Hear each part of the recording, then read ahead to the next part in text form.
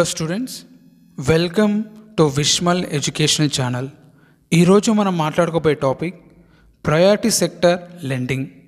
ఈ టాపిక్లో నేను ఎస్పెషల్లీ ఫోకస్ చేసేది ఈ స్కీమ్ అనేది ఎందుకు ఇంట్రడ్యూస్ చేయడం జరిగింది, ఈ స్కీమ్లో ఏ సెక్టార్ని ప్రయారిటీ సెక్టర్గా డిక్లేర్ చేశారు, బ్యాంక్స్ ఎంత పర్సంటేజ్ ఈ సెక్టార్స్కి లోన్ ఇవ్వాలి, నెక్స్ట్ ఆర్బీఐ రీసెంట్గా కొన్ని చేంజెస్ తీసుకొచ్చింది ఈ స్కీమ్లో.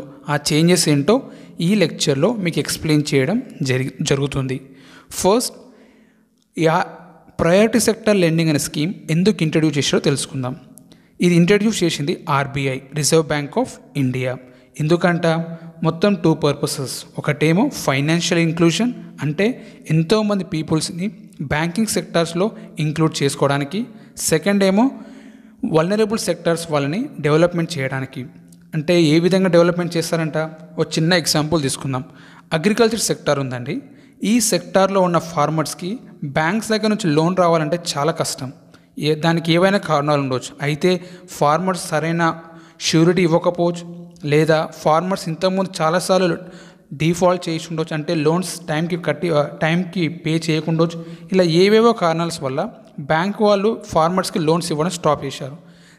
సో ఇలా లోన్స్ ఇవ్వలేని పరిస్థితుల్లో ఫార్మర్స్ అనవసరంగా ఇన్ఫార్మల్ లోన్స్ తీసుకోవడం, అది చాలా ఎక్కువగా అప్పు అవ్వడం వల్ల లాస్ట్కి వాళ్ళు సూసైడ్ చేసుకోవడం జరుగుతుంది.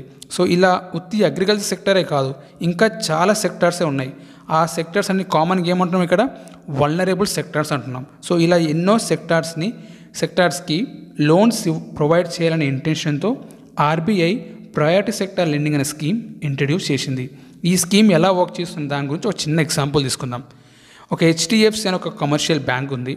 ఈ బ్యాంక్ 2020-21 ఫైనాన్షియల్ ఇయర్లో ఒక 1000 crore రూపీస్ లోన్ ఇచ్చింది అనుకుందాం. ఈ 1000 crore రూపీస్లో ఈ స్కీమ్ ద్వారా 400 crores రూపీస్ ఈ హెచ్డిఎఫ్సి బ్యాంక్ అనేది ప్రయారిటీ సెక్టర్ వాళ్ళకి మాత్రమే ఇవ్వాలి. అంటే ప్రయారిటీ సెక్టర్ లెండింగ్ యొక్క డెఫినేషన్ అంటే, ఒక commercial bank certain percentage of the loan it should be given to only those sectors that were categorized as priority sectors. మరి అవి ఏమేమి sectors sir? First agriculture sector, వీళ్ళకేమో 18% ఇవ్వాలి. నెక్స్ట్ మైక్రో ఎంటర్ప్రైజెస్, అంటే చిన్న కంపెనీస్, వాళ్ళకి 7.5% ఇవ్వాలి. నెక్స్ట్ వీకర్ సెక్షన్స్, వీళ్ళకి 12% ఇవ్వాలి, అంటే పూర్ పీపుల్స్ ఉంటారు కదా వాళ్ళకి. దెన్ ఎక్స్పోర్ట్స్ క్రెడిట్ కానీ, ఎడ్యుకేషన్, హౌసింగ్ లేదా సోషల్ ఇన్ఫ్రాస్ట్రక్చర్లో ఎవరైనా ఇన్వెస్ట్మెంట్ చేయాలనుకుంటే, అంటే స్కూల్స్ కానీ హాస్పిటల్స్ కానీ కన్స్ట్రక్ట్ చేయాలనుకున్నా, లేదా రెన్యూవబుల్ ఎనర్జీని ఎవరైనా సెటప్ చేయాలనుకున్నా, వీళ్ళందరికీ కూడా మిగిలిపోయిన సర్టెన్ పర్సంటేజ్ అనేది వీళ్ళకి కూడా లోన్స్ ఇవ్వాలి అనేది గవర్నమెంట్ తీసుకున్న డిసిషన్. అది ఏ ద్వారా? ఈ ప్రయారిటీ సెక్టర్ లెండింగ్ స్కీమ్ అనే ఎగ్జాక్ట్ మీనింగ్. సో ఇక్కడ మనం గుర్తుపెట్టుకోవాల్సిందండి, ఇప్పుడు మీకు లిస్ట్ అవుట్ చేసినవన్నీ ప్రయారిటీ సెక్టార్స్. వీళ్ళకి ఇంత పర్సంటేజ్ ఆఫ్ లోన్ అనేవి ఈ బ్యాంక్స్ ఖచ్చితంగా ఇవ్వాలి ఈ స్కీమ్ ద్వారా. ఈ స్కీమ్ ఎవరు ఇంట్రడ్యూస్ చేశారు? ఆర్బీఐ. పర్పస్ ఏంటంట, ఒకటి ఫైనాన్షియల్ ఇంక్లూజన్, ఇంకొకటేమో in order to protect the vulnerable sectors. So తర్వాత ఆర్బీఐ ఇంకొక డిసిషన్ తీసుకుంది. ఏంటంటే ఈ ప్రయారిటీ సెక్టర్ లెండింగ్ ఇచ్చే దాని విషయంలో పర్సంటేజ్ పరంగా కొన్ని బ్యాంక్స్ని సపరేట్ చేయడం జరిగింది. అంటే షెడ్యూల్ కమర్షియల్ బ్యాంక్స్ అని, అర్బన్ కోఆపరేటివ్ బ్యాంక్స్ కానీ, లేదా ఫారిన్ బ్యాంక్స్ ఏవైతే ఇండియాలో ఒక 20 బ్రాంచెస్ కానీ తక్కువ బ్రాంచెస్ ఉన్న ఫారిన్ బ్యాంక్స్ అని, వీళ్ళందరికీ ఏమో 40% ఆఫ్ ద టోటల్ లోన్, అంటే వాళ్ళు ఇచ్చే మొత్తం లోన్స్లో 40% లోన్స్ అనేవి ఈ ప్రయారిటీ సెక్టర్స్ వాళ్ళకి మాత్రమే ఇవ్వాలి. అదేవిధంగా రీజనల్ రూరల్ బ్యాంక్స్ కానీ, స్మాల్ ఫైనాన్స్ బ్యాంక్స్ మాత్రం 75% ఆఫ్ ద టోటల్ లోన్ వీళ్ళు ప్రయారిటీ సెక్టర్స్కే ఇవ్వాలి. ఇది ఆర్బీఐ తీసుకున్న కొత్త డిసిషన్. సో రీసెంట్గా ఆర్బీఐ కొన్ని చేంజెస్ తీసుకొచ్చింది ఈ ప్రయారిటీ సెక్టర్ లెండింగ్లో. ఏంటా చేంజెస్?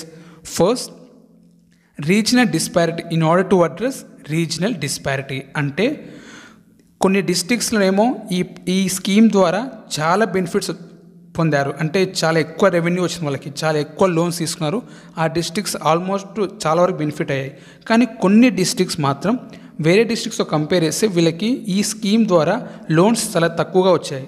సో ఇక్కడ ఏమవుతుంది, దీనివల్ల రీజనల్ డిస్పారిటీ అనేది క్రియేట్ అవ్వడం జరిగింది. ఈ రీజనల్ డిస్పారిటీ ఏదైతే క్రియేట్ అయిందో దీనివల్ల ఒక డిస్ట్రిక్ట్స్ బెనిఫిట్ అవుతున్నాయి, ఇంకో డిస్ట్రిక్ట్స్ ఏమో సఫర్ అవుతున్నాయి కదా. సో ఆ ఏ డిస్ట్రిక్ట్ అయితే సఫర్ అవుతుందో ఆ డిస్ట్రిక్ట్స్ని ఐడెంటిఫై చేసి వాళ్ళకి ఈ స్కీమ్లోనే కొన్ని ఇన్సెంటివ్స్ అనేవి ప్రొవైడ్ చేయడం జరుగుతుంది. ఏవైతే డిస్ట్రిక్ట్స్ చాలా ఎక్కువగా బెనిఫిట్ అయ్యావో ఈ స్కీమ్లో వాళ్ళకి ఇన్సెంటివ్స్ అనేవి ప్రొవైడ్ చేయడం జరుగుతుంది. ఎలా? ఫస్ట్ ర్యాంకింగ్ చేస్తారు.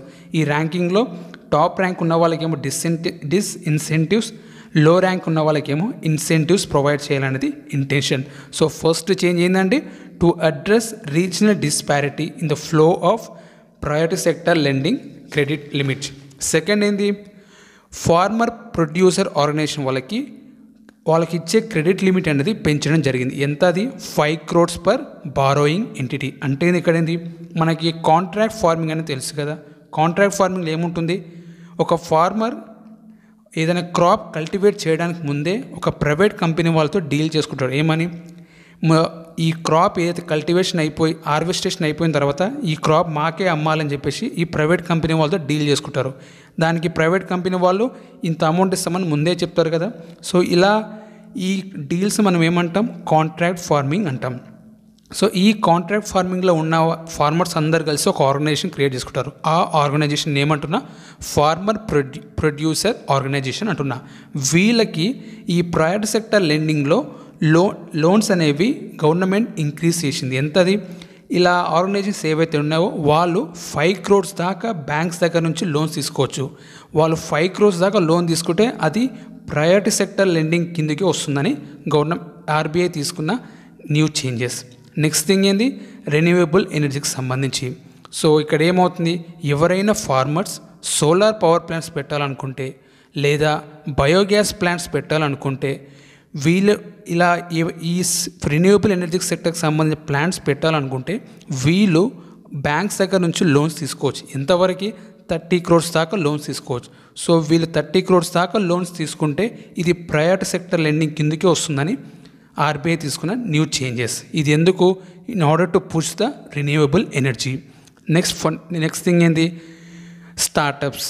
సో ఈ స్టార్టప్స్ అంటే మాకు తెలుసు, అయితే మ్యానుఫ్యాక్చరింగ్ సెక్టర్లో కానీ లేదా సర్వీస్ సెక్టర్లో కానీ కొత్తగా ఏదైనా కంపెనీ ఏదైనా బిజినెస్ స్టార్ట్ చేస్తారు కదా, వాళ్ళని మనం స్టార్టప్స్ అంటాం. సో ఈ స్టార్టప్స్ వాళ్ళు 5 crores దాకా వీళ్ళు బ్యాంక్స్ దగ్గర నుంచి లోన్స్ తీసుకుంటే ఆ లోన్స్ని ప్రయారిటీ సెక్టర్ లెండింగ్ కిందకి వస్తుందని ఆర్బీఐ చెప్పిన న్యూ థింగ్స్. సో ఈ న్యూ చేంజెస్లో ఎవరెవరు ఉన్నారు? ఒకటేమో ఏవైతే డిస్ట్రిక్ట్స్ బాగా సఫర్ అయ్యావో ఈ స్కీమ్ ద్వారా ఏమాత్రం బెనిఫిట్ అవ్వలేదో వాళ్ళకి బెనిఫిట్ అవుతుంది. ప్లస్ ఫార్మర్ ప్రొడ్యూస్ ఆర్గనైజేషన్ వాళ్ళకి క్రెడిట్ లిమిట్ పెంచడం జరిగింది. రెన్యూవబుల్ ఎనర్జీలో ఎవరైనా ఇన్వెస్ట్మెంట్ చేస్తే వాళ్ళకు కూడా ఈ స్కీమ్ బెనిఫిట్ అవుతుంది. ప్లస్ స్టార్టప్స్ వాళ్ళకు కూడా బెనిఫిట్ అవుతుంది. ఇది ప్రయారిటీ సెక్టర్ లెండింగ్ ఒక స్టోరీ. Thank you.